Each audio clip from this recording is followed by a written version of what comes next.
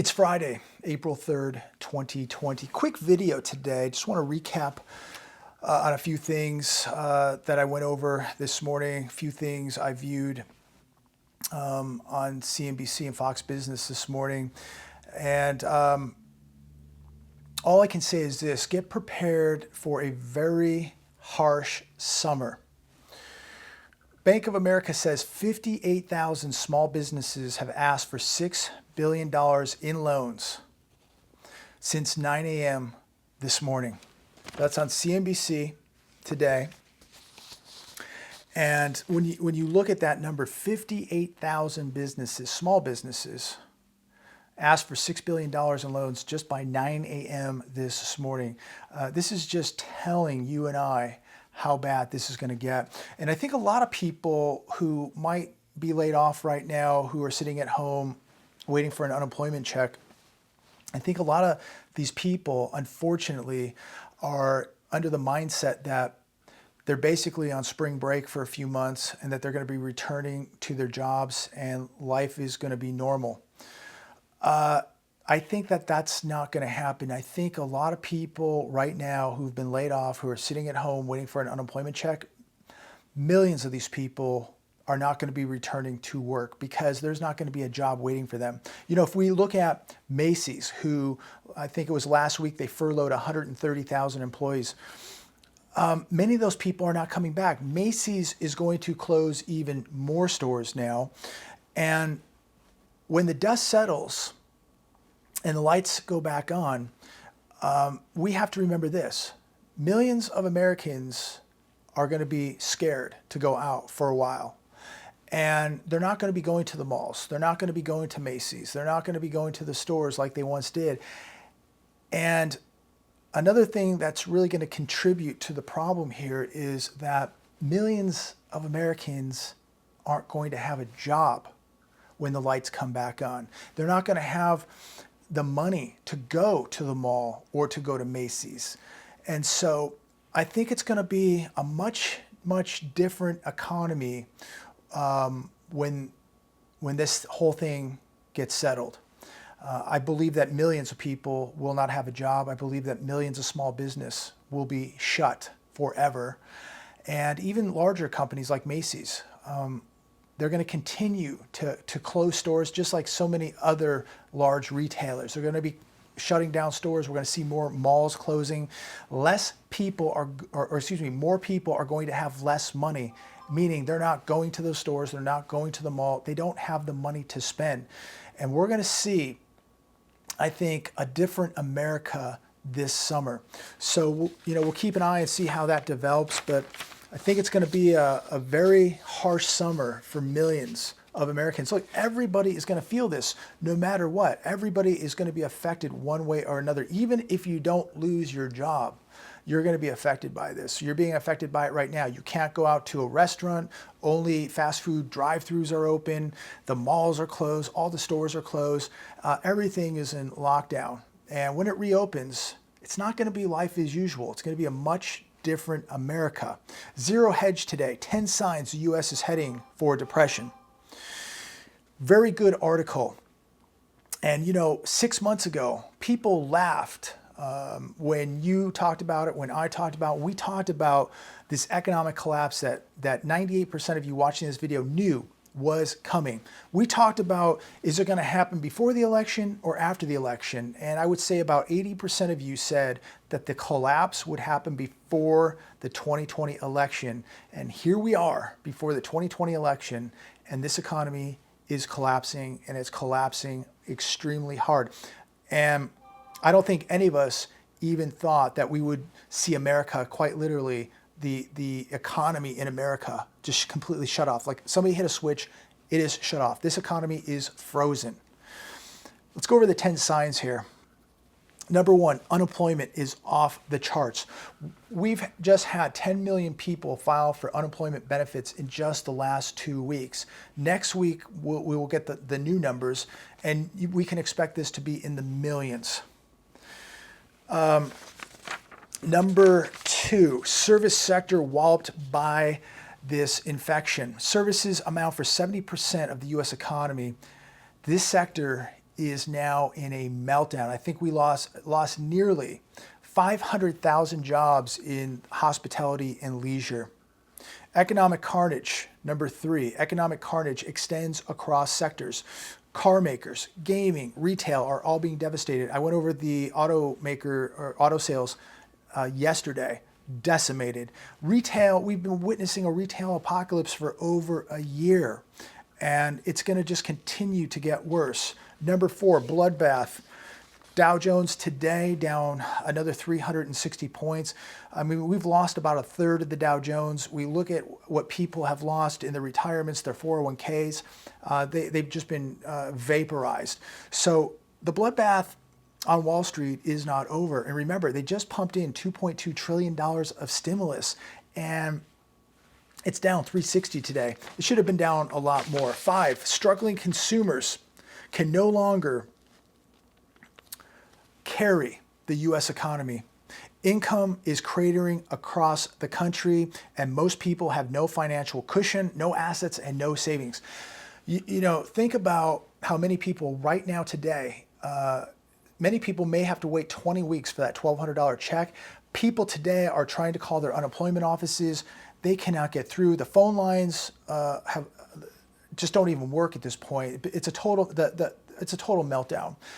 The websites have gone down. The phone lines have gone down. People calling hundreds of times a day to try to file for unemployment benefits can't get through. It's a mess. So what are people doing? They're living on credit cards right now. 25% of this country, before all this started, they were already living on credit cards. 25% needed credit cards to just get by, to pay their rent, to pay their grocery bills, to pay the necessities.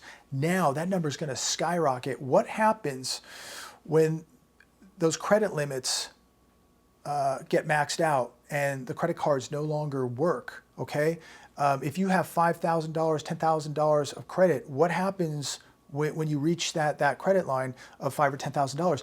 You no longer have credit. So what do you live on? You may wait 20 weeks for that $1,200. It may take weeks to get that first unemployment check. What are people going to do? This is why daily I spoke on these videos the importance of having cash reserves, having a cushion, having an emergency fund, having assets. You could go sell a 1 ounce gold coin today for probably $1,800, $1,900. Okay. The premiums now on silver and gold are insane. So at least if you had an ounce of gold, you could go sell that ounce of gold today for $1,800 to $1,900 and have some cash to help get you by. Okay. But people didn't listen. People wanted to, go lease the big cars. They wanted to, wear the $300 Nikes. They wanted to take the weekend trips to Vegas. People wanted to live beyond their means on credit cards with money they didn't have, buying things they didn't even need, living in houses, 4 or 5 bedroom houses when they only use 1 bedroom, just to impress the neighbors, to impress the friends, to impress the family members.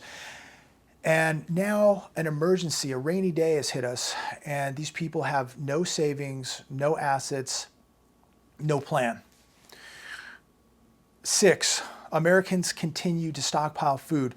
People are still rushing to the stores, buying food, very, very concerned about what may happen tomorrow, next week, next month.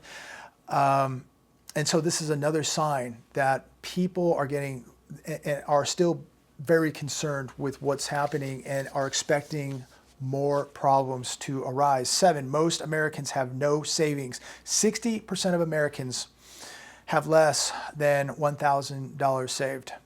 Number 8, household debt is at an all-time high. Household debt in America now is over $14 trillion. This is the big difference between the 1929 depression and the depression we're going to enter. People back in 29 didn't have the massive debt that people in 2020 have.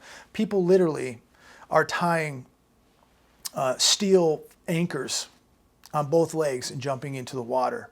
They are going straight to the bottom. Number 9, many businesses will not survive long enough to get stimulus. 50,000 retail stores closed. They shut their doors just over the past week, putting 600,000 workers on furlough.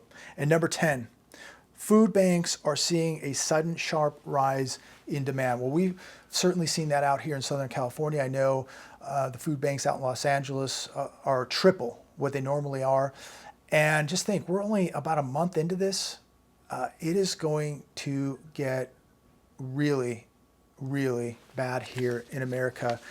And I think that most people have no conception of where we're at and how long this could last. I mean, just think right now, for a few weeks now, this whole economy has been shut down. Stores, retail, restaurants, you name it. The gyms, the nail salons, the banks. I mean, I mean, if you go to a bank, you got to go through a drive-through. They don't even want you walking in. It's just absolutely amazing. Who would have thought that we would see a complete lockdown of the economy, a complete freeze of the U.S. economy? It's unbelievable. Here are the industries suffering the biggest job losses in an initial look. We look at right here, these are the numbers that came out on CNBC this morning. Leisure and hospitality have lost 459,000 jobs in March. Healthcare and social assistance, 61,000 jobs. Professional and business services, 52,000. Retail, another 46,000. And the list goes on and on. That's on CNBC today. And all this should be telling you where it's all heading. If you think that things are going to be back to normal by June, you're sadly mistaken. I think now we've reached a point where this is going to take years to recover from, and a lot of it may never recover. CNBC today. It could take 4 to 5 years for many Americans to recover wages lost to this infection. And again, let's stop blaming this infection. Let's start blaming the irresponsibility. Let's start blaming the fake markets, the illusion, the manipulation. Let's start blaming the weak economy. When you have a service sector based economy that makes up 70% of your GDP, where people now buy things with money they don't have and keep propping up an economy, this country is dependent on people buying stuff with money they don't have. How long did you think this was going to last? It lasted a lot longer than I thought it would have lasted. And they're trying to save it, but they're not going to. This thing's going straight down the toilet bowl. You cannot have a consumer-based economy making up 70% of your GDP with people buying things from other countries on top of that with money that they don't even have. A country that doesn't manufacture or produce anything here other than debt. How long did you really think this was going to last? And we're going to pay a huge price for it now. You know it and I know it. We're going to pay an enormous price for it. And this is just the start. Many people are in for a rude awakening. Their lifestyle, their standard of living is going to change. It is about to change very, very soon. You know, I don't know about all of you, but myself personally, when I go on Facebook, I don't see the same losers posting their $100 Mastro's steak. I don't see the same people posting their newest watch, their newest car lease. These people seem to be disappearing very, very quickly because, again, these people were buying their steak dinners, buying their car leases, buying their watches, all with credit. Many of them buying it with money that they will never, ever have. Buying it on a credit card, money that they couldn't even pay back. But it was so important that they impress you and impress me. Where are they now? They're all disappearing. And these are the people who are going to really experience a change in their standard of living. You know, these people, who just go broke trying to look rich, going broke to impress you, to impress me. I mean, think about the mentality of where we are here in America. You know, this may be the best thing for us. Maybe this whole thing needs to collapse. It may be the only thing that saves America is an economic collapse, because people are delusional. They are zombies. They have lost their minds. Thinking about the people that just went broke trying to look rich to impress us. And now they're in really, really big trouble. But how long did you think this was going to last? New York Post, forget about returning to jobs as usual. And this is exactly what I've been saying. And 99% of this population was unprepared for what we just experienced. And they are not prepared, and it is too late for most people to prepare for what is coming. It's going to be a very, very harsh summer. It's going to be a very rough year of 2020. And I'm not going to predict what's going to happen in 2021. But right now, what I see for 2020 is a very, very rough summer and a very rough year. And if you think it's bad now, you haven't seen anything yet. Article today that I was reading, this is who's going to be busy. Bankruptcy attorneys. Bankruptcy lawyers gear up for the surge in filings. They're going to be extremely busy. Imagine the amount of bankruptcies that we're going to see in 2020 and 2021. I read briefly an article yesterday. They're talking about 30% of people defaulting on their mortgages. I mean, just think of the repercussions all of this is going to have across the board here in America. Zero Hedge today, depression strikes America, looting begins, panic searching, buy ammo hits records. So that's like one of the most searched things now online is where to buy ammo. Yes, looting has begun. I've seen some news clips of some small grocery stores that were broken into and robbed. It's going to get a lot worse. We're going to see some real serious events unfold here in 2020 because of this economic collapse. But now people are panic searching where to buy ammo. What were these people waiting for? You know, I mean, but this is the mindset today that during an emergency, you better run out and get toilet paper. That's how lost these people are. If you think toilet paper is going to save you, you're living on another planet. But now people want security. People need to go buy brass. And it's like, where have you been? And for the most part, it's too late. It's too late for most people. I was reading an article a couple days ago, and it was talking about how tight the food distribution is and how the food distribution systems are breaking down. And when you think about how dangerous that is, you throw food shortages into this equation of an economic collapse, and you're going to have a real serious problem. And you know, we look at wealth inequality, we look at opportunity inequality, we look at an economic collapse, and then you take food shortages. This can spark very dangerous things right here in the United States. And these are things that we have to be real conscious of. You know, we look at what happened last season to the farmers with the floods, then with the early winter, and already we saw food shortages on the shelves at many of our stores. It just wasn't as abundant as it normally is. If farmers and people in that industry start getting sick, if the distribution systems break down, if the trucks can't move, we got real problems. And you know, we're at a point now here in 2020 where you cannot rule anything out. You know, for years, people said this could never happen, that could never happen, this will never happen. We saw 2008 happen. That, you know, that was something that we were told could never happen, and it happened. We have an entire economy frozen. This is like the Twilight Zone.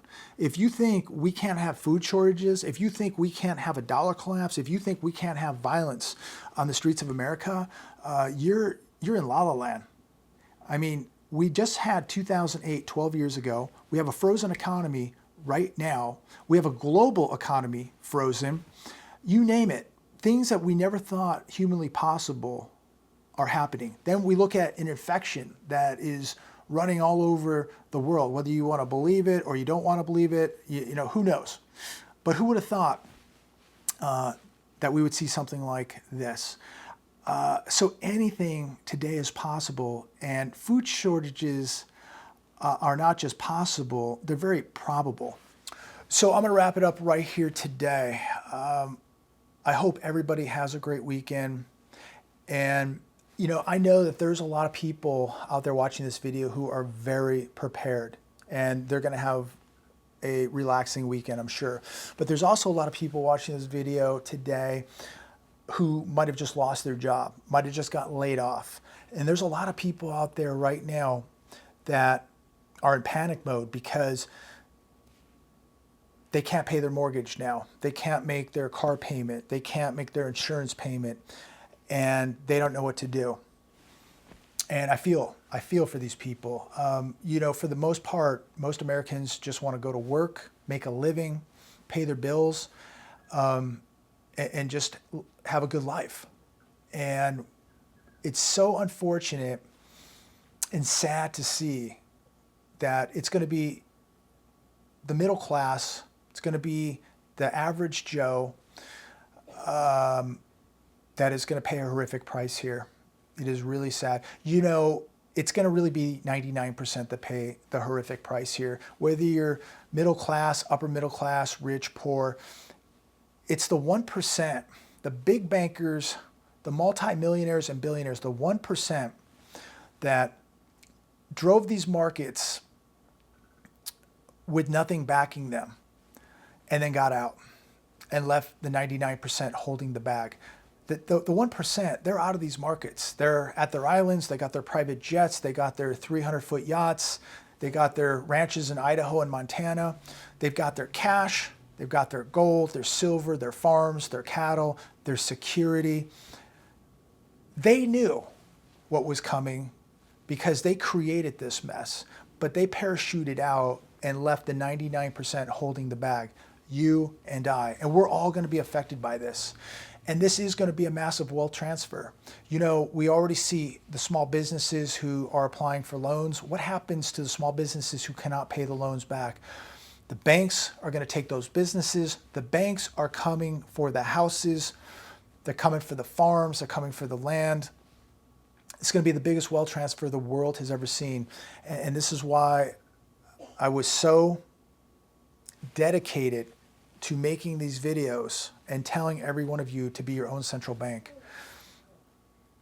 This is going to be the biggest wealth transfer the world has seen. And I think that we're going to see more pain in America, the average consumer, the households, the pain that people are going to go through losing everything. People losing their retirements, their financial portfolios, their homes, their cars.